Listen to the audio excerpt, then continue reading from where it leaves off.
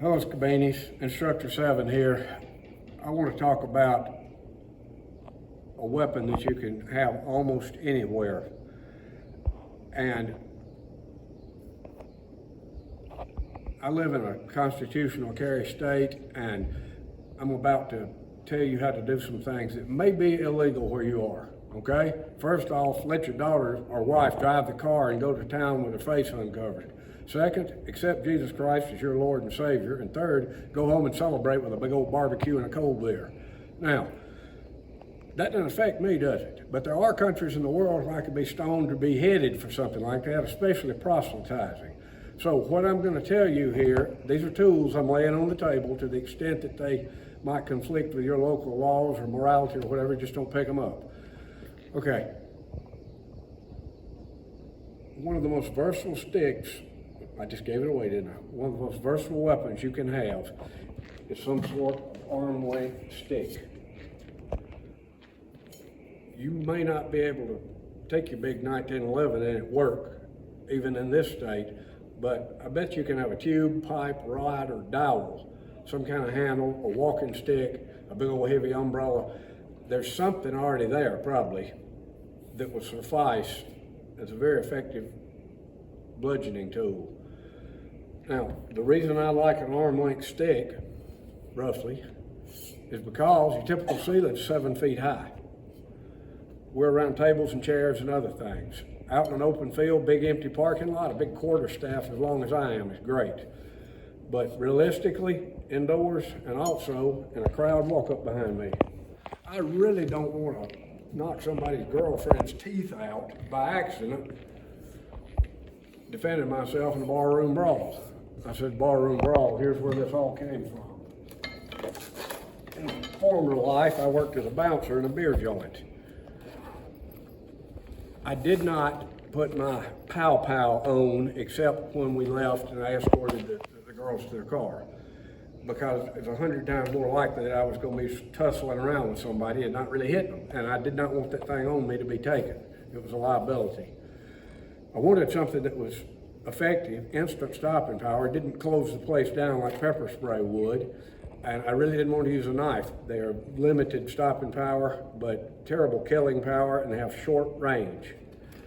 So what I did was I salvaged the butt half of a pool cue that someone had broken, and that one had a ferrule where they screwed together, and I practiced with it and spent countless hours wailing on the heavy bag and knocking individual leaves off the bushes with it, and I got pretty good at hitting things with this stick. Now, this is an item that's common to a pool room. It was laying right beside me all the time. Nobody ever thought about it. And had I grabbed it up and used it, and had it gone to court, it would look a lot better, because this is something common to that environment, and it would look like I grabbed it spontaneously without premeditation or malice aforethought. But even a big pocket knife, maybe 4 inches, come over here. I mean, stick your knife out there like that. I mean, no contest, right? This allows me, stick your foot out. This is the karate man. This allows me a range beyond kicking distance. As long as I stay back here like a bullfighter and not close the distance, I have an orbit of destruction that he doesn't have. So anyway, here's a few ideas. I used to go up to Memphis and corner fights, and this was before they had constitutional carry, but I carried my pool stick. Nobody could prove that I wasn't on the way to a pool hall somewhere, because on Bourbon Street they're everywhere. The thick end's the weapon, the skinny half is just a prop.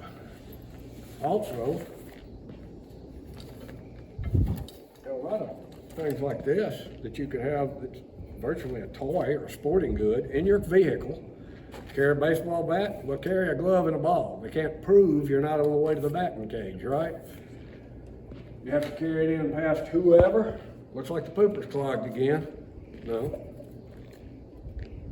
Why is that painted yellow? Everybody knows weapons are supposed to be tactical black, right? It's a solid piece of anodized aluminum. That's a euphemism, aluminum.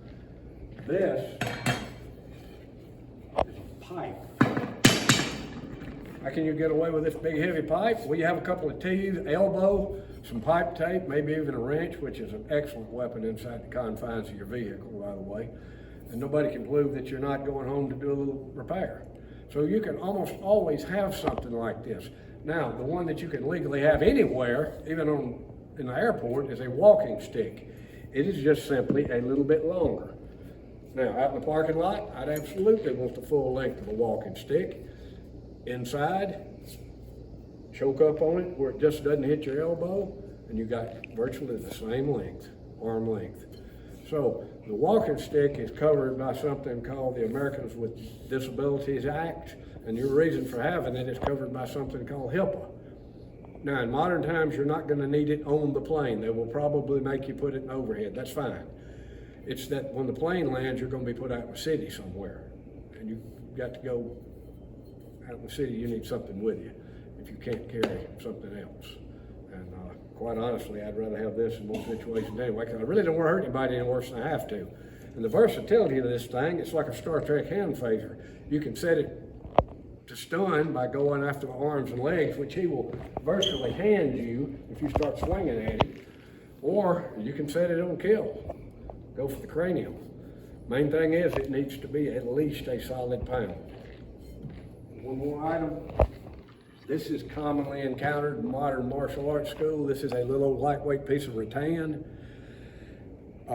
In Ireland, they've come up with something similar called the shillelagh, which is made out of blackthorn, which is springy and strong, but very, very light, and very, very light. Ow, that really stings. But that's like corporal punishment. It has no penetration. It does not induce blunt force trauma like that heavy pipe does. So you've got to have at least a pound of weight and learn how to use the thing.